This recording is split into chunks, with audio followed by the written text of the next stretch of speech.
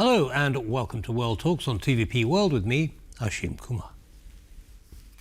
In December, Kazakhstan and the European Union celebrate a decade of their enhanced partnership and cooperation agreement, a new generation framework covering 29 areas from trade and investment to connectivity, digital innovation and energy security.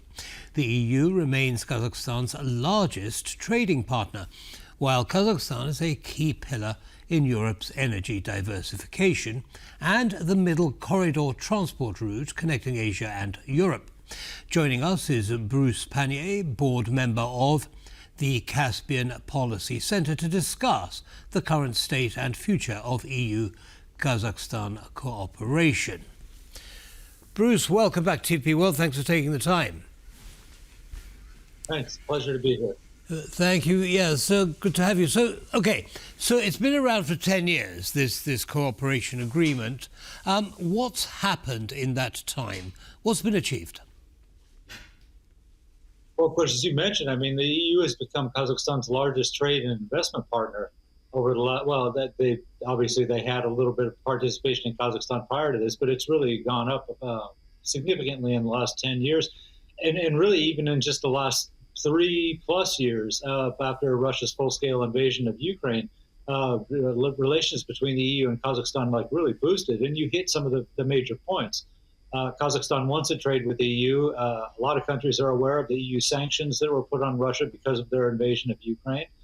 So it's opened up this connectivity, as you mentioned, the Middle Corridor. Kazakhstan is ideally placed in the Middle Corridor because if we think of it, the trade as being between the European Union, or Europe more largely, and China, if you're trading that way, Kazakhstan is one country that borders China and goes all the way to the Caspian Sea, and from there goods can be shipped across to Azerbaijan, through the South Caucasus, and then it's already in Europe. Whereas if some of the southern routes, which also involve Central Asian countries, you have to go through 2 or 3 different countries, and there's tariffs and customs that have to be observed and taken care of at the border. It slows things down a little bit. So Kazakhstan's an ideal partner for trade simply because it's such a huge country, and you can it's one set of tariffs and customs that goes all the way from east to west or west to east if it's coming from Europe, and significantly reduces travel time for cargo. Well, with all of those advantages, I can't imagine that either Russia or China would be happy to hear that the relationship between the EU and Kazakhstan is strengthening in this way. What might they do in response? Well, I think we have to make a distinction between the two here. Russia certainly is unhappy because, let's face it, the Middle Corridor is replacing what they refer to as the Northern Corridor, which went through Russia. It had the same advantages and more that I just listed for Kazakhstan, the fact that it was one country. So once goods entered Russian territory, they could go a long distance before they exited again, and you had to go through another procedure of customs checks. So, Russia's losing that route. It's still being used by a lot of countries, but in greatly diminished volumes at this point, and they're trying to get to the point where they can forego having to ship goods through Russia entirely. So Russia's extremely unhappy about this, and they're unhappy generally about partnerships from former Soviet republics with anyone outside the former Soviet space. So obviously a relationship with Europe is not something that the Kremlin looks favorably upon. China, on the other hand, is a little bit different. Now, China wants to do trade. They're aware of the sanctions that are on Russia, shipping goods through Russia. So they want to trade with the European Union. So actually for them, the Middle Corridor is very useful, and they're making huge contributions to developing the infrastructure in Central Asia specifically so that they can trade with Europe and get goods going east to west without them having to enter Russian territory. So in a strange way, it kind of helps Kazakhstan's position and the other Central Asian countries' positions too, because as they know that the Kremlin is not very happy about opening up this new trade corridor, they're aware at the same time that China is one of the drivers of this new trade corridor. So they can't lean too hard on countries like Kazakhstan because Kazakhstan is in close cooperation with China to open up the Middle Corridor.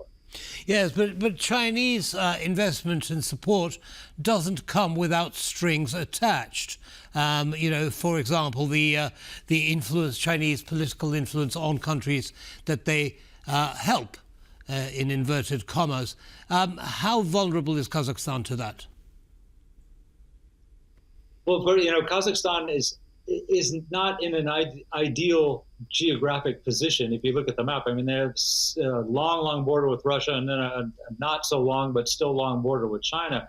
So they've become quite adept at balancing the relationships to the greatest extent possible.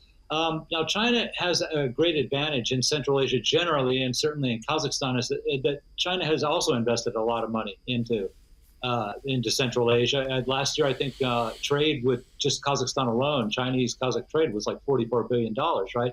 Kazakhstan has other investments too. They're looking for the kind of resources that you mentioned at the start, the oil, the gas, uranium, things like that. They've invested in all those sectors in Kazakhstan too. So they've put a lot of money into helping Kazakhstan out. Now, that does get them a lot of influence in what's happening in Kazakhstan in terms of foreign and economic policies in Kazakhstan. One I would mention right up front is that, Kazakhs are ethnic kin of Uyghurs. And Kazakh government does not bring the subject up of Uyghurs in Xinjiang province at all if they can avoid it. They're real reluctant to talk about it, and they make sure that their people don't talk about it too. It doesn't make it into the media, and they watch the internet to make sure that no one's talking about the repression of the Uyghurs in China. So that's one advantage that China's already got for that. Certainly, Astana, the Kazakh capital, is also said that they favor the policy of Taiwan one day being reunified with China. So the Chinese have that support too. So they've trying to spend a lot of money in Central Asia. Total trade with Central Asia last year was $95 billion. But it has also gotten them a lot of advantages.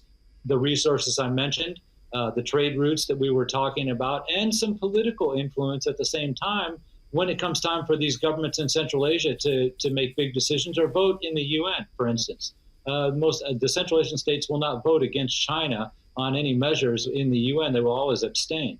Right. So there does seem to be a quid pro quo in place there. Now, some are saying that that Kazakhstan is basically being used to bypass sanctions on Russia, particularly in the area of luxury cars from Europe.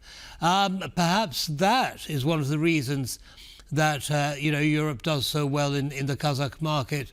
What have you heard about that? Certainly there are suspicions, and there are several Kazakh companies that have come under European Union sanctions and American sanctions too. Banks, but other companies too. I mean, so it's well known that there is some level of cooperation going on between certain businesses in Kazakhstan and businesses in China that are being done to aid Russia, goods that are smuggled across. Again, the border of Kazakhstan and Russia is 7,800 kilometers long. It's impossible to police the whole thing.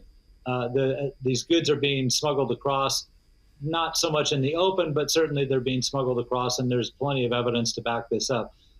Kazakhstan, the government says they're doing all they can to prevent that. The Chinese government, of course, denies that they're doing this. But in fact, it is happening, and there's really not much you can do except to remind the Kazakh government through sanctions or conversations, as I'm sure they're speaking in Brussels now about this too. That they really need to cooperate and help with these sanctions for them to be effective. And if for no other reason than helping to bring the conflict in Ukraine to an end as soon as possible. The more Russia has access to these goods that are supposed to be denied to them, the longer this conflict is going to continue. It's something Kazakhstan doesn't want specifically because, of course, they have their own concerns about this. At the same time that Russian troops are all over Ukraine and have invaded and are carrying out atrocities against the Ukrainian population, there is a small group in Russia, including officials, that are saying that Kazakhstan is next after Ukraine, meaning if Ukraine was to finally fall and Russia was able to conquer that part of it or part or all of Ukraine, that their next goal would be to take northern Kazakhstan or possibly parts of all of Kazakhstan. And there's people, Duma deputies and others who have mentioned this. So, it's definitely one of the things that causes tensions in Russian-Kazakh relations, but it's also one of the things that pushes Kazakhstan and China closer together. Again, getting back to the smuggling of sanctioned goods, it's very difficult to stamp this out simply because of the geography of the territory, the relative isolation of some of these places. Some of these areas that we're talking about are not very populated. It's very easy to move around without drawing attention to yourself. So it's happening. Right. The government says they're trying to do something about it, but it might not be possible to totally cut it off. Understood, Bruce. Now, moving to trade in the other direction, there are lots of mineral resources that Kazakhstan has, which find a market in the European Union. How valuable is this access to those resources to the EU, and what does it mean geopolitically? Okay, well, let me start with oil, for example, right? The Caspian Pipeline Consortium, their pipeline pumps a little more than 50 million tons of Kazakh oil every year. Now, 80% of that now, post the full-scale invasion of Ukraine, 80% of that oil, so 40 million tons, is being bought by European Union countries at the moment. So there's that to start with. There's also uranium. Right now, everyone's looking for uranium sources, particularly the French. They've been locked out of some of their traditional uranium sourcing.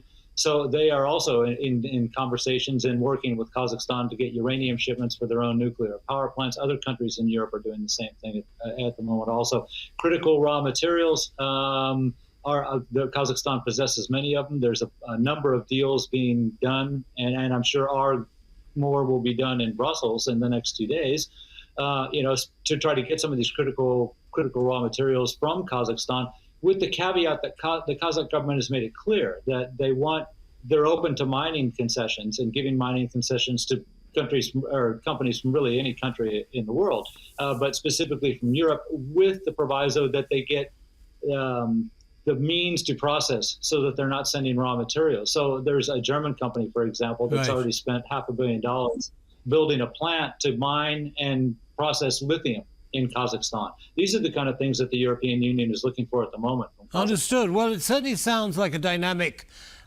situation, and to the benefit of both sides, it would seem. Bruce, thank you very much indeed for laying all of that out for our audience. Have a good evening, sir. Okay, thank you very much for the invitation. Thank you. Bye-bye now. Bye. And that brings us to the end of this episode of World Talks. Don't go away, as always. Lots more coming up. Goodbye.